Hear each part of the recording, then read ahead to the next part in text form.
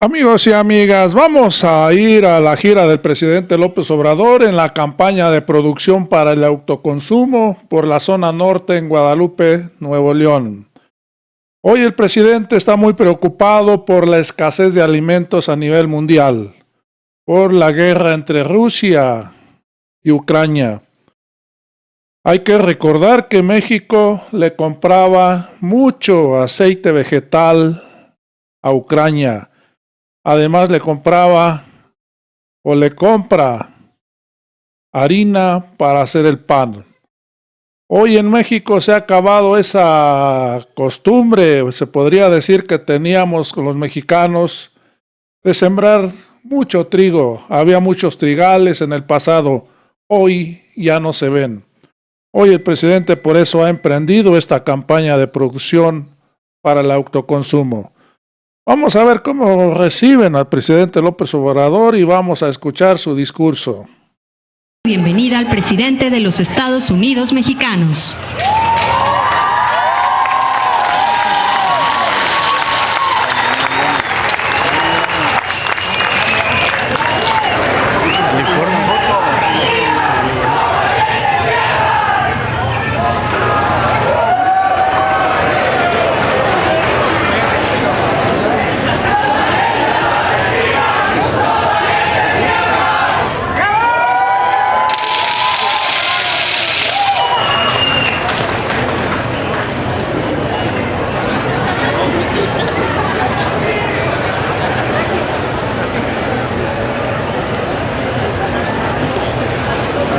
Se agarra un foto bien.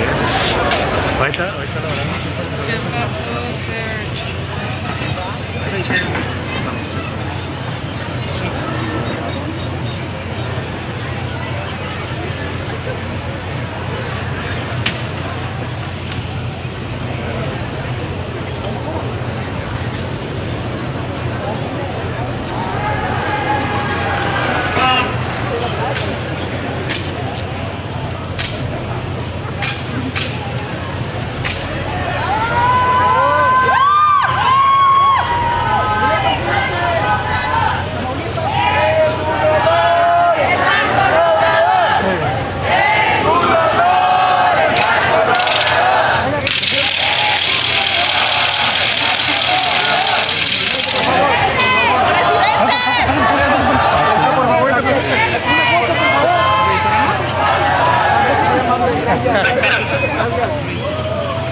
Reiteramos la bienvenida al presidente de los Estados Unidos mexicanos.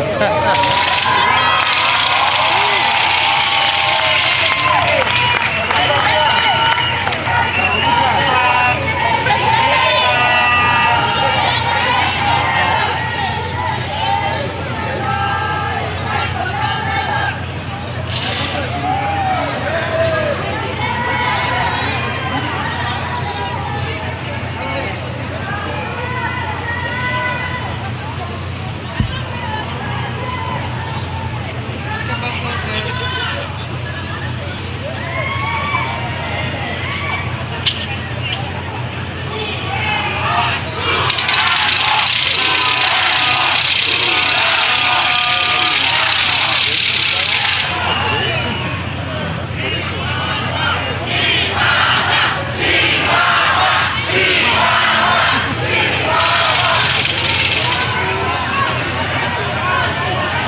De logística de él. Sí, ya viene su particular también. La carpeta, la ficha.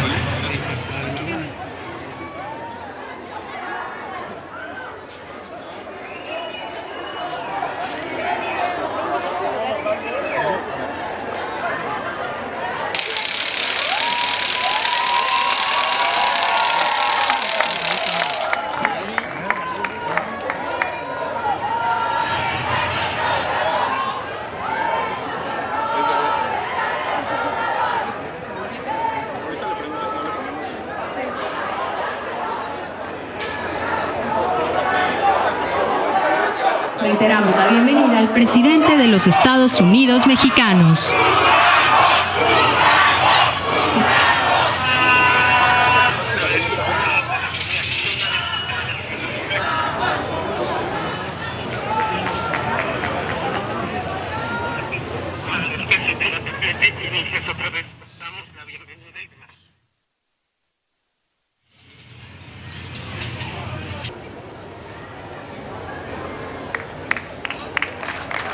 Damos la bienvenida al presidente de los Estados Unidos mexicanos, licenciado Andrés Manuel López Obrador, y autoridades que lo acompañan.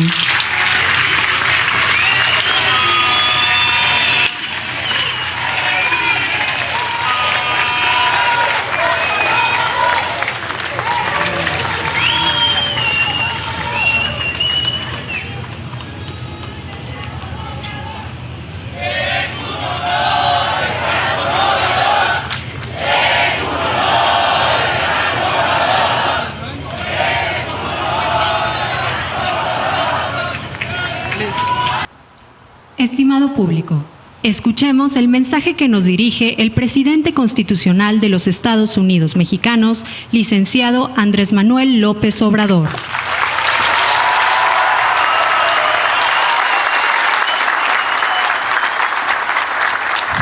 Amigas, amigos, ingenieros agrónomos, técnicos, promotores, promotoras,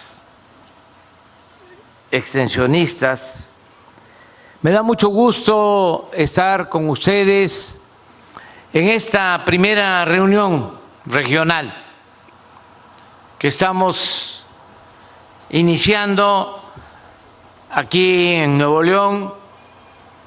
Hoy mismo vamos a estar en otra reunión parecida en Guadalajara, Jalisco. Mañana, por la mañana, vamos a tener otra reunión en Veracruz con los estados del sureste, y en la tarde de mañana otra reunión en Puebla con compañeras, compañeros como ustedes. Y terminamos el domingo en la Ciudad de México con otra reunión. ¿Por qué estos encuentros, estas reuniones con ustedes? Porque necesitamos apoyar todos para impulsar la actividad productiva del campo. Lo venimos haciendo desde el principio del gobierno, pero ahora es urgente, es muy necesario, porque se está presentando un fenómeno de inflación, de carestía. Están subiendo los precios de los alimentos y tenemos entre todos, todas y desde abajo hacerle frente a este desafío, a este reto. Y lo mejor es la producción. Las naciones no salen adelante si no producen. Ahí está la clave de todo.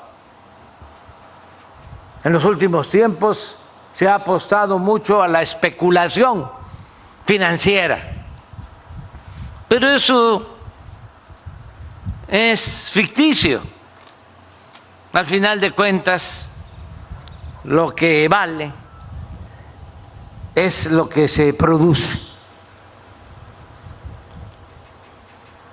Y por eso tenemos que redoblar esfuerzos, todas, todos.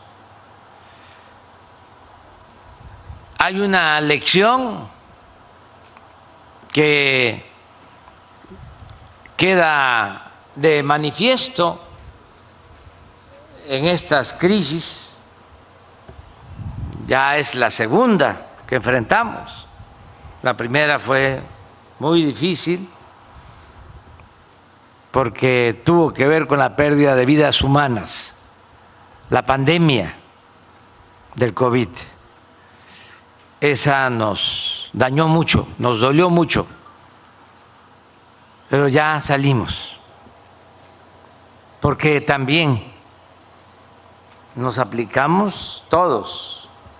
México fue de los 10 países que más vacunas aplicó en el mundo. Y por lo mismo, aun cuando hubo pérdidas de vidas humanas, y repito, nos dolió mucho, y además es de mal gusto compararnos en estos casos, pero para que se tenga presente, nosotros tuvimos menos fallecidos que en otros países. Ayer, y lo lamentamos mucho y les mandamos un abrazo, porque son nuestros amigos, nuestros hermanos. Ayer en Estados Unidos se llegó a la cifra de 1 millón de fallecidos por la pandemia, algo que no nos sucedió a nosotros, ni pasó con relación a Brasil o con relación a otros pueblos hermanos. ¿Cómo le hicimos? Pues acudimos al pueblo, nos ayudó la gente, porque, como decía el presidente Juárez, con el pueblo todo, sin el pueblo nada. La gente se cuidó. Nosotros tenemos la virtud de contar con una institución tan fundamental como la familia. La familia en México es la institución de seguridad social más importante. Somos familiarmente muy unidos, muy fraternos.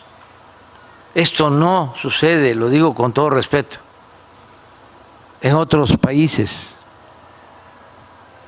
donde apenas los jóvenes van llegando a la adolescencia y ya les están diciendo ahuequen el ala. Y aquí no es así. Hasta abusan. No quieren irse de la casa. Pero es parte de lo que somos. Lo mismo en el cuidado de nuestros adultos mayores. México es de los países donde hay menos asilos, porque ahí están nuestros padres, nuestros abuelos con nosotros. Todo eso nos ayudó mucho. Y desde luego la solidaridad de los médicos, de las enfermeras, de los trabajadores del sector salud. Y ya salimos. Además, no aplicamos la misma receta de siempre, de que se presentaba una crisis y lo primero era endeudar al país, solicitar créditos. Lo peor es que ese dinero se pedía para rescatar a los de arriba. No le llegaba nada a los de abajo. Ahora dijimos, no va a haber solicitud de deuda adicional vamos a seguir combatiendo la corrupción, que paguen impuestos los de arriba, que no pagaban, porque tenían trato privilegiado. Imagínense una gran corporación, un gran banco. ¿Ya se lo imaginaron? Bueno, pues ese banco, esa gran corporación, no pagaba impuestos. Y cuando pagaba, se le devolvía. Eso se terminó.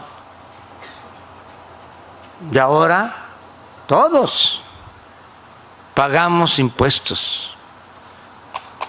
Todos.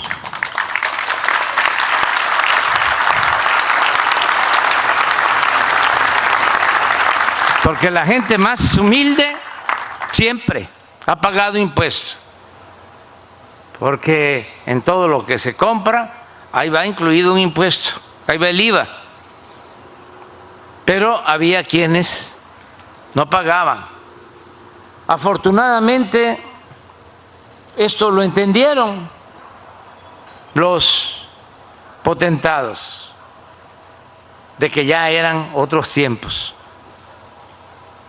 No es para excusarlos, pero esa devolución de impuestos era legal.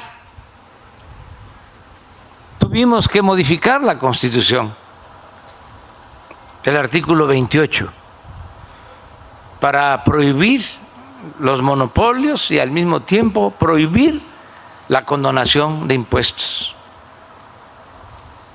¿Esto qué significa? Que tenemos más ingresos. El reporte de ayer es que, a pesar de la crisis, tenemos una recaudación superior al 4% con relación al año pasado. 4% real. Si le agregamos el 8% de inflación, estamos hablando de una recaudación del 12%, más que el año pasado.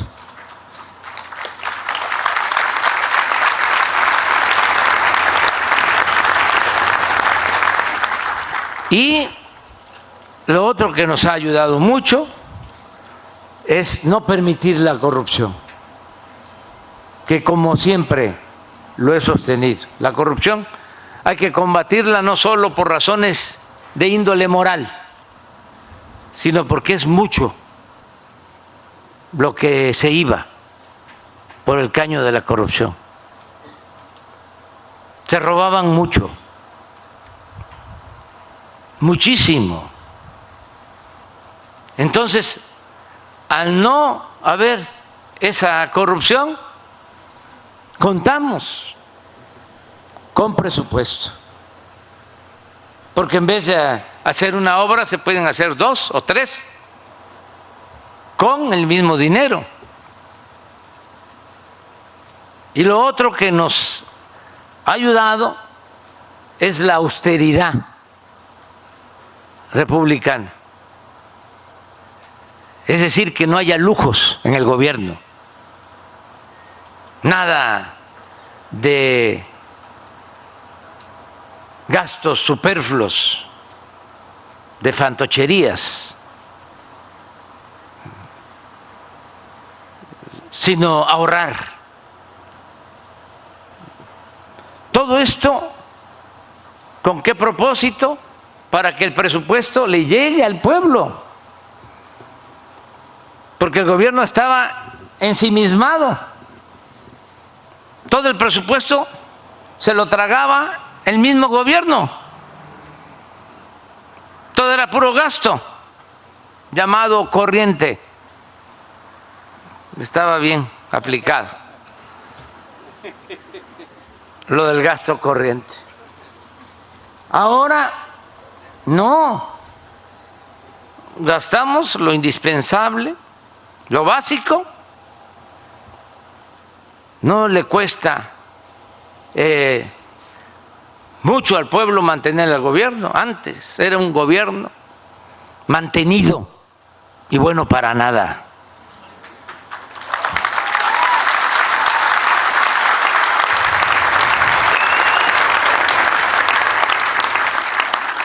Por eso vamos saliendo. Tomamos una decisión que ahora nos está ayudando mucho porque termina la pandemia y viene la inflación porque Rusia invade Ucrania, hay guerra, ahí también hubo errores, fallas. La política, entre otras cosas, se inventó para evitar la guerra. Ahí falló la política, porque se pudo haber evitado. Y nos hubiésemos ahorrado todo este problema mundial que hay en la economía, sobre todo la inflación, que eso tiene que ver fundamentalmente con esa guerra. Se pudo haber evitado con diálogo. Además, imagínense cuánto sufrimiento para el pueblo, gente inocente que pierde la vida, refugiados, un desastre. Hoy lo comentaba yo, lo peor es la guerra. Entonces, ahora hay inflación en todo el mundo porque se afectaron las llamadas cadenas de producción, no hay fertilizantes suficientes, no hay alimentos, o están aumentando los precios de los alimentos, ha aumentado muchísimo el precio de la energía, ha aumentado el precio del transporte marítimo. ¿Cuál es la lección que nos deja todo esto? Bueno, que debemos de procurar producir lo que consumimos, no depender del extranjero. En el caso de los energéticos, ahora estamos nosotros constatando los buenos resultados de la decisión que se tomó desde el inicio de producir en México las gasolinas, porque en 40 años no habían hecho una nueva refinería, porque se vendía el petróleo crudo, la materia prima, y comprábamos las gasolinas. Siempre digo que es como si vendiéramos naranja y compráramos jugo de naranja. Así era la política petrolera. Entonces dijimos, no, vamos a rehabilitar las 6 plantas que nos dejaron, que no alcanzaron a desmantelarlas, y desde el principio estamos invirtiendo para modernizar esas 6 refinerías, y ya esas refinerías están produciendo más gasolina y ya no estamos comprando tanta gasolina en el extranjero. Hemos disminuido casi el 50% de las importaciones de gasolinas.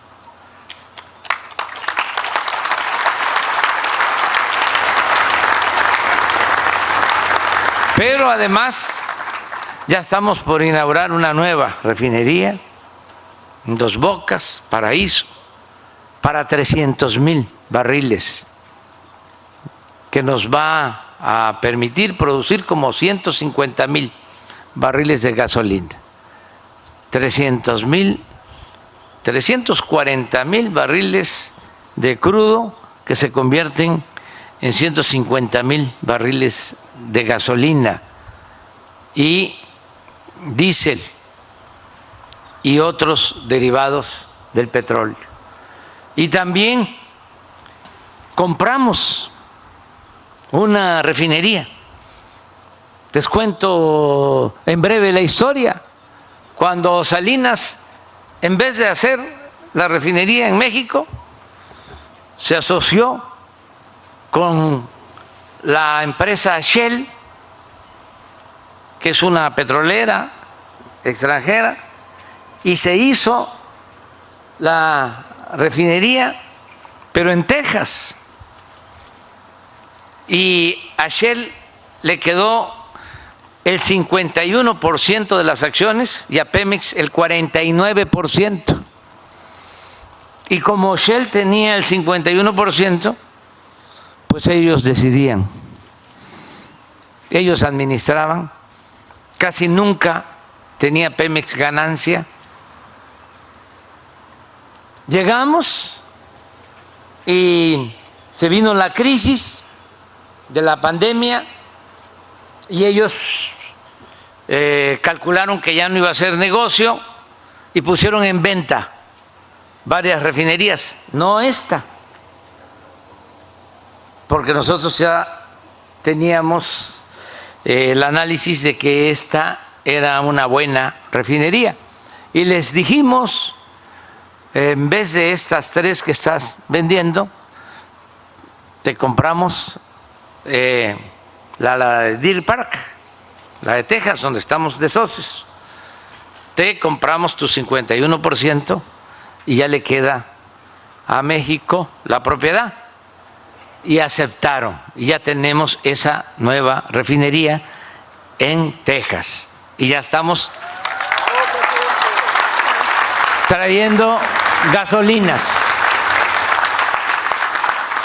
Se portaron muy bien, por cierto, los de Shell, fueron muy respetuosos en esa compra-venta. Y ahora estamos también rehabilitando una planta que se llama coquizadora, que es para sacarle más jugo al combustóleo. Es gasolina, combustóleo. Y el combustóleo se vende más barato y además contamina más. Entonces, con esta planta coquizadora se exprime el combustóleo y se saca gasolina, que vale más, pero también se evita la contaminación. Esa planta la estamos haciendo de nuevo o se reinició en Tula, Hidalgo. Y todo esto pues significa empleos también. El día de hoy están trabajando en la refinería de Dos Bocas 36,000 obreros. Imagínense el beneficio que queda en nuestro país. Bueno, por eso, ahora con la inflación, en el mes pasado de abril, México trae una inflación de 7.7%, según cifras oficiales, y Estados Unidos 8.3%. Pero ¿qué sucede? ¿Cómo se compone esta inflación? En el caso de México, por energéticos, como tenemos gasolinas y decidimos no aumentar el precio de las gasolinas, no está de más decir que es más barata la gasolina en México que en Estados Unidos. Que esto era muy raro que sucediera. Bueno, y como también decidimos no aumentar el precio en términos reales de la luz, la inflación que tenemos en energéticos es de 0.6.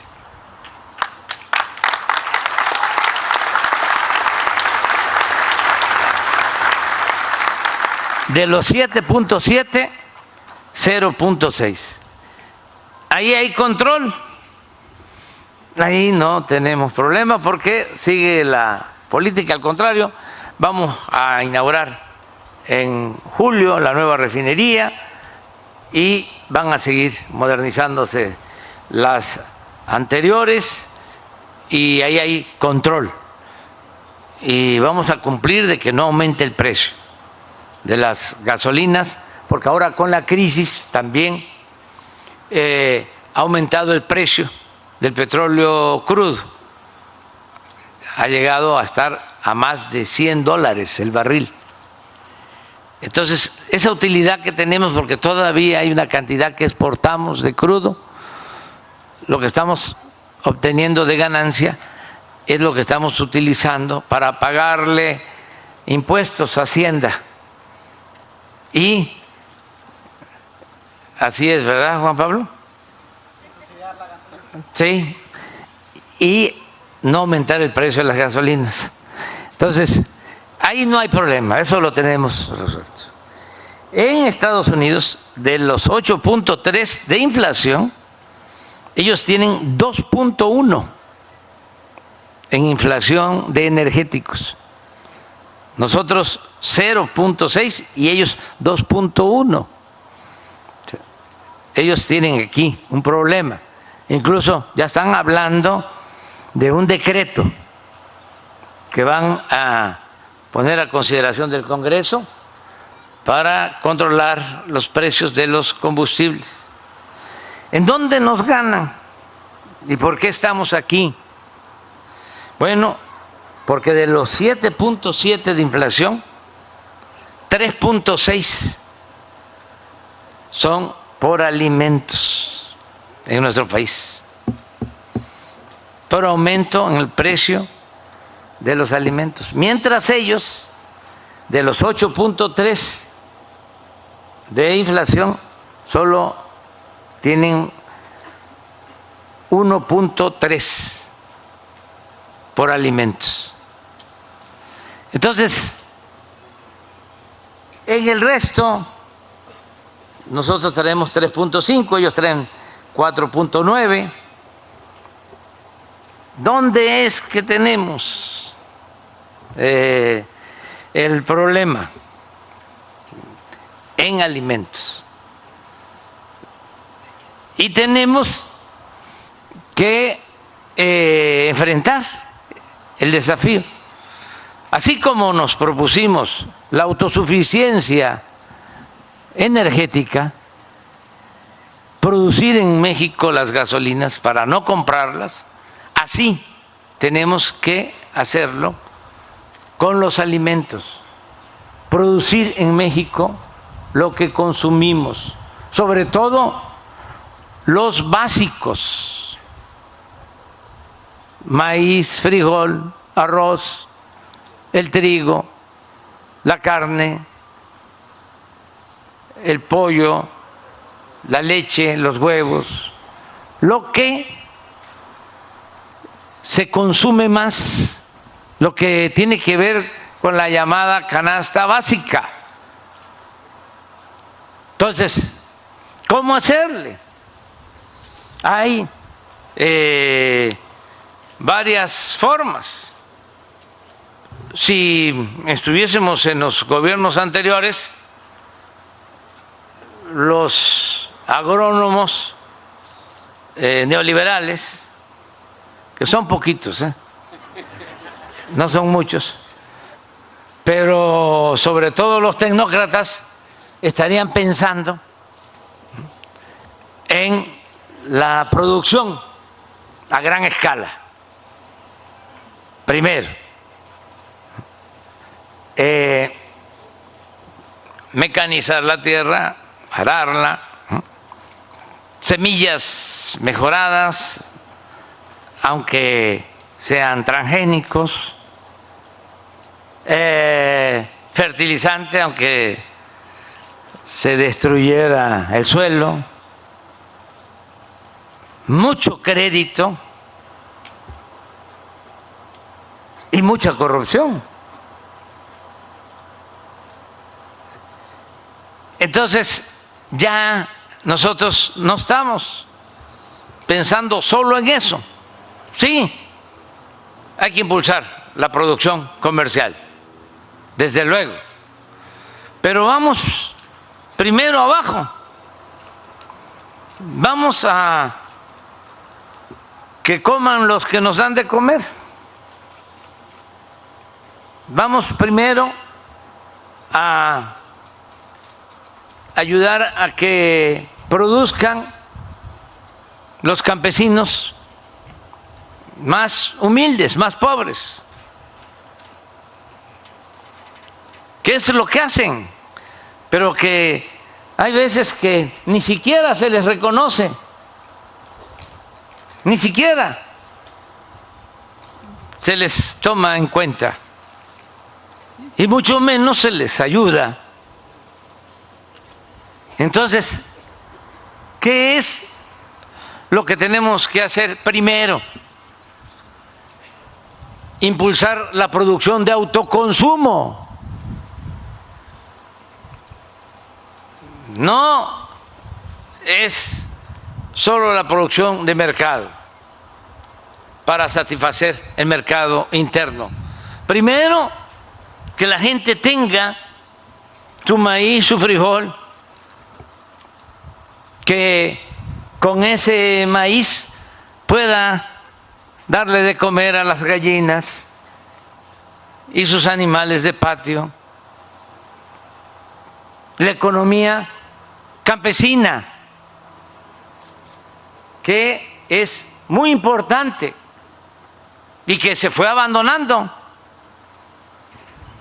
¿Cómo era antes? Pues se producía el maíz y ahí se creaban las gallinas y se recogían los huevos. Fue pasando el tiempo, ya todos con sus rejas de huevo. ¿Cómo le llaman? De granja. Y todo así, el pollo, la gallina, el huevo, todo. Hasta la tortilla. Entonces, vamos, puede parecer utópico, pero es un ideal que podemos convertir en realidad. Además, ahí está esa cultura todavía. Eso no se ha ido, porque nosotros tenemos esa gran ventaja, que somos herederos de culturas, de civilizaciones milenarias que nos dejaron una gran herencia en todo lo que tiene que ver con la producción y con la manera de ser, con nuestros sentimientos. Lo que hablaba yo de la familia, ¿de dónde viene eso? De atrás. Y lo mismo en el caso de la producción. ¿Quién sabe más sembrar? ¿De cuándo se debe de sembrar? Hay una gran escuela en México de agrónomos que es Chapingo, pero ahí llegan a aprender a las parcelas de cómo se debe de sembrar, en qué posición tiene que estar la luna. Todo eso existe. Mucha experiencia, mucho conocimiento en la cultura de nuestro pueblo. Entonces, ayudar a eso, que ustedes sean extensionistas. Nosotros vamos a acercarles los apoyos, los que están trabajando en Sembrando Vida.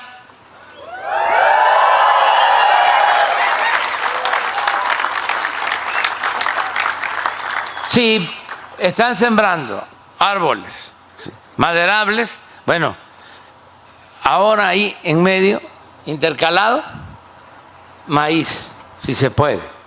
El maíz es una planta bendita que se da en todos lados.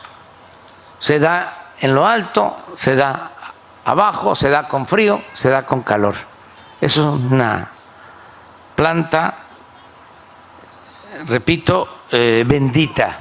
Y sin maíz no hay país.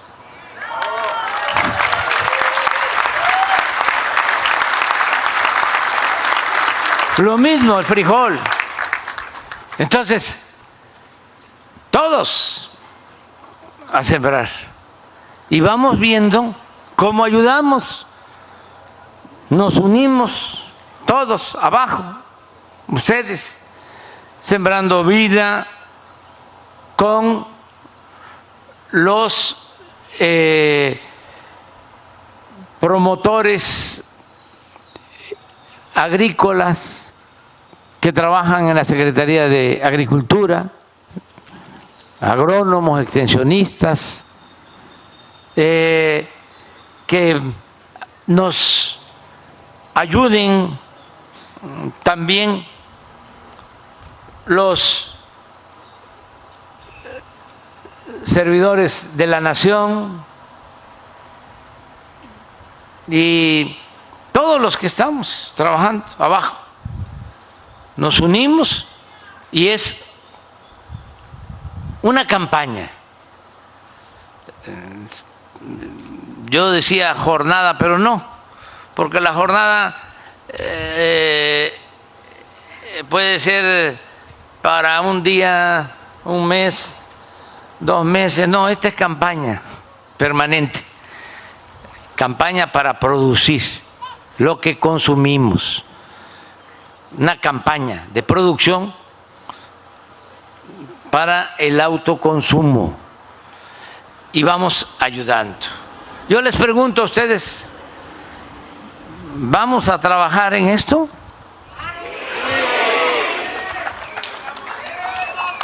¿Se puede o no se puede?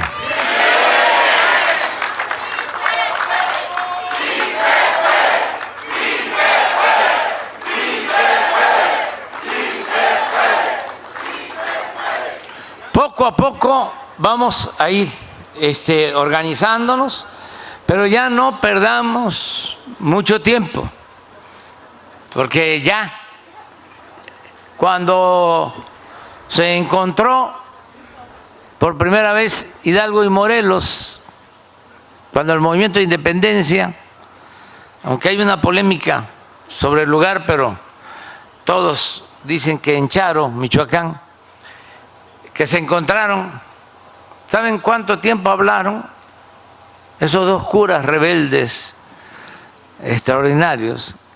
3 minutos. Y lo único que le dijo Hidalgo a Morelos fue: vete al sur. Y ya Morelos sabía lo que tenía que hacer. ¿Ya para qué vamos a seguir hablando? Vamos, manos a la obra, y tienen que haber resultados. Vamos a lograr la autosuficiencia en alimentos. Muchísimas gracias de todo corazón.